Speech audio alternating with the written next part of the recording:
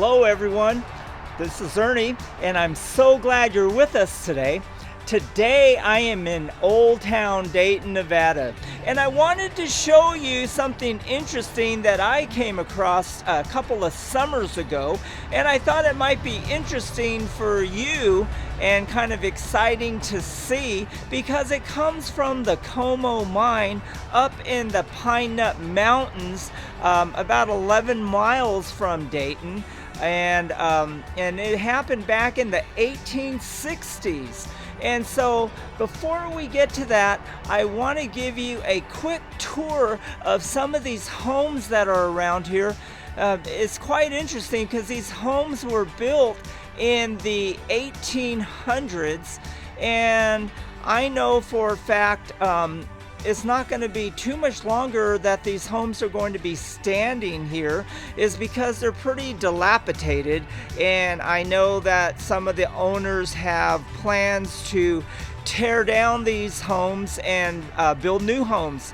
And the reason why they need to tear these homes down is because it costs more. It will cost way more to rebuild, to restore these homes than to build a brand new home. So let's take a peek.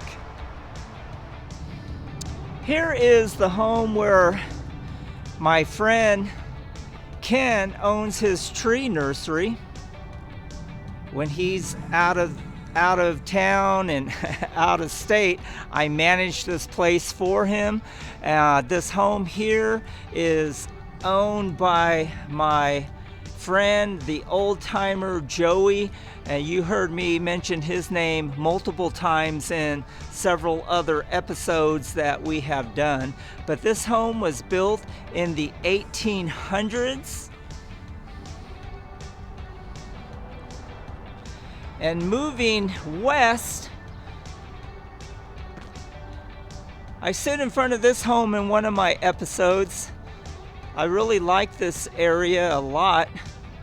But this home here is owned by the Gates family. Matter of fact, if you see that street sign right there, it's named after the family that owns this house. And actually, they also own that yellow house right across the street. But these homes were built in the 1800s. The Sabraja family, the Gates family, they were one of the very first families here in Dayton, Nevada.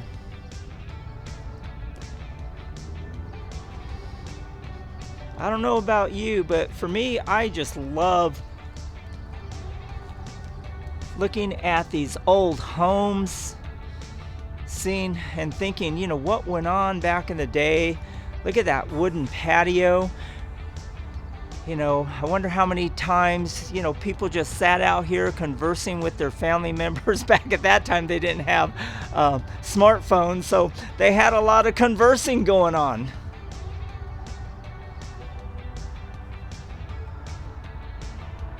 This empty lot right here was home to the Fox Hotel.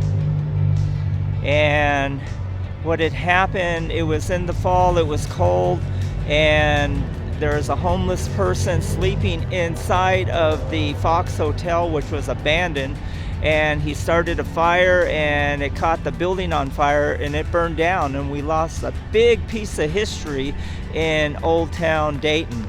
That building right there, the building that is the wall that you see with no roof, that is the old assay office from the 1800s, and right next to it is the Union Hotel. I had a front video of that a couple weeks ago, and the Union Hotel has a lot of history to it, and Glenn, the owner, my friend, says that it's haunted, and he has agreed to do an episode with me. He hates being in front of the camera like most of us, and so one of these days we'll get to that episode.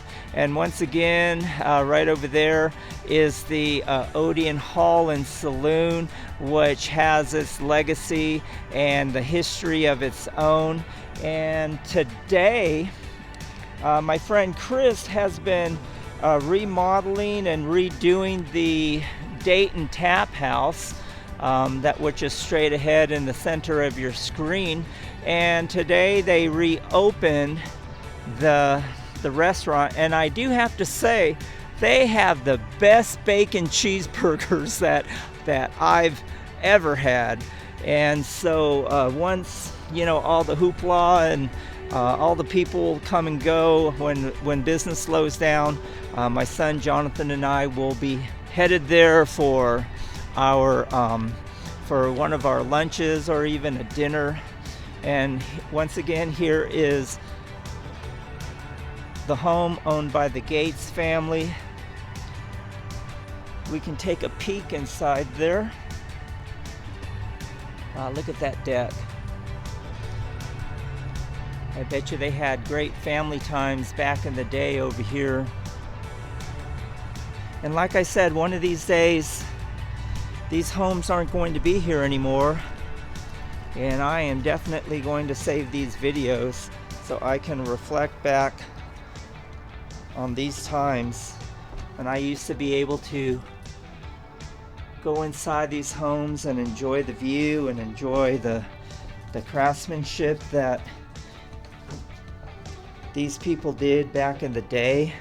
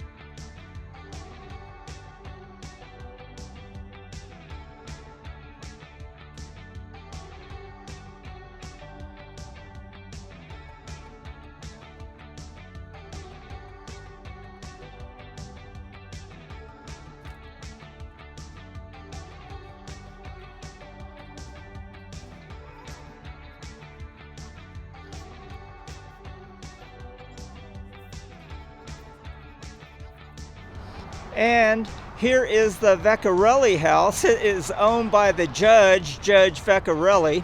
So you definitely don't want to be messing with this property here. But once again, this home was built in the 1800s. Now, the Vecchiarelli owns this house too. This house has a piece of history. It's a pretty nice home. It was built in the 1800s.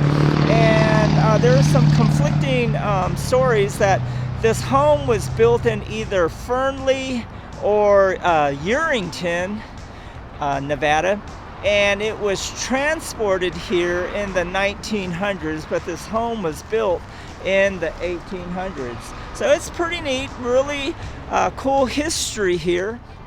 We're making our way inside of the nursery, or the Sabraja home.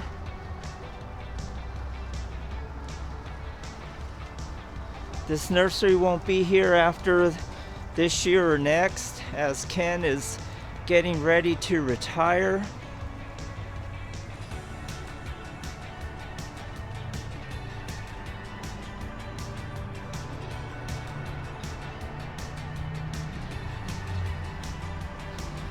Look at this Japanese maple starting to bud.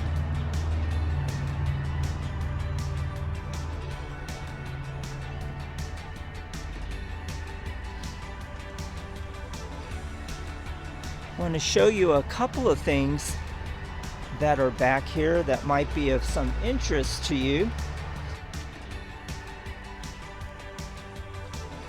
Here's the back of the Gates house, of the first one.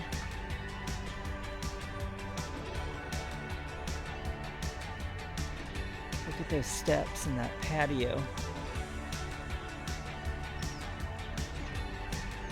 Now, if you can imagine living in here in the 1800s,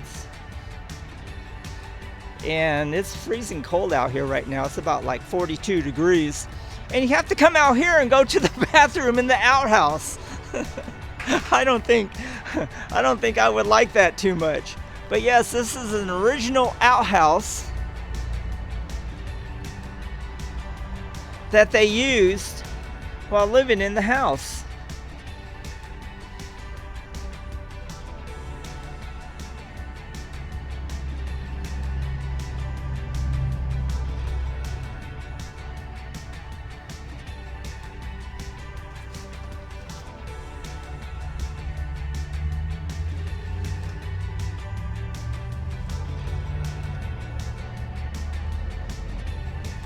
least they left a roll of toilet paper for us.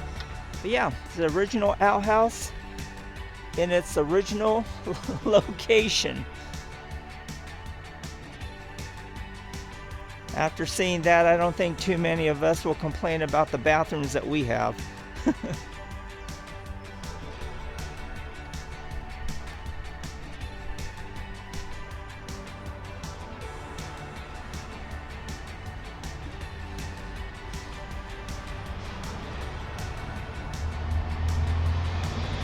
And over here is the second outhouse.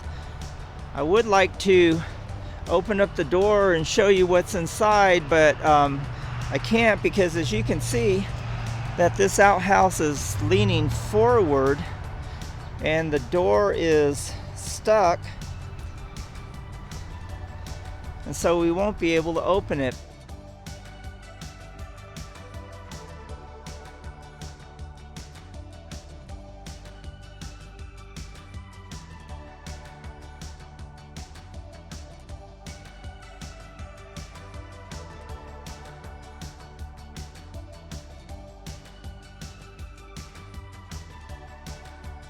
But now, the whole reason why I brought you here today is what's inside this old building.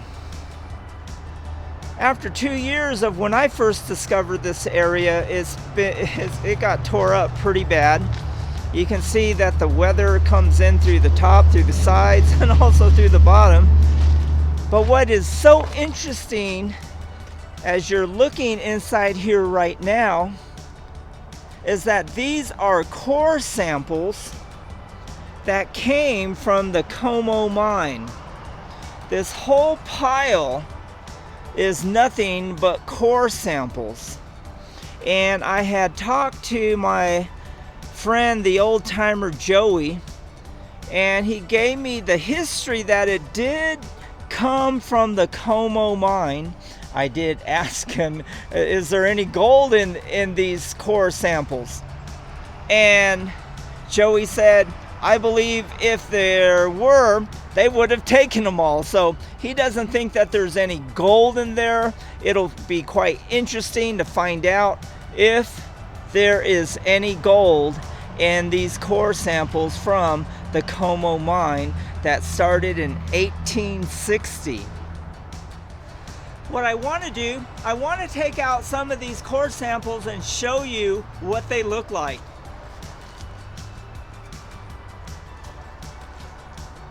It's unfortunate that today we don't have any sunshine, because I do know that when we do have sunshine, that you're able to see the sulfides that shine in these samples. I just want to make sure that the camera is picking this up. Let me grab another piece.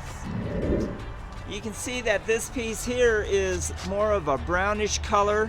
It's got some red inside here. And if some of you who are watching this episode, if you know more about core samples, something that you can educate me on, if I'm missing a point here, I would deeply appreciate it. But also too, if you can leave me a comment on that. I got a question for you. If you think it would be interesting to take some of these core samples and to break them up, crush them up, and to see if there's any gold inside here, please leave me a comment if we should do that. There's all kinds of core samples inside here. I think what I will have to do, I would have to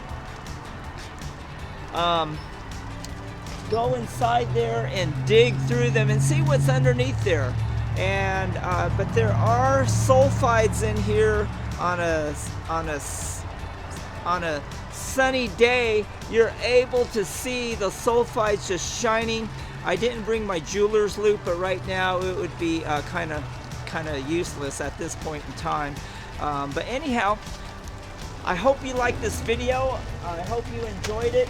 And if you think that we should crush some up and find out if there's any gold in these core samples, please leave me a comment, say, yes, Ernie, let's do it.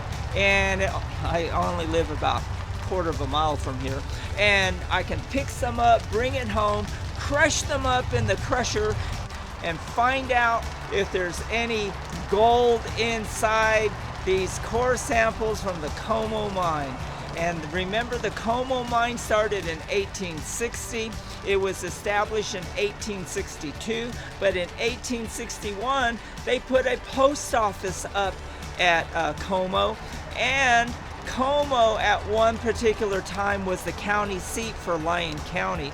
And it's pretty amazing, because if you know where Mount Como is, it's a ride to get there. We're going to be going there on one of these episodes, but we're going to have to wait for the weather to clear up. We're going to have to wait for the snow to melt, and we'll enjoy the view and enjoy the history of the Como mine. And I hope you enjoyed the history of this part of old Dayton, Nevada. And if you like this video, please like it. If you have any friends, or if you think other people would enjoy this episode, hit the share button. And if you haven't subscribed to this channel, please subscribe. We're so glad that you joined us today, and we'll see you on the next one.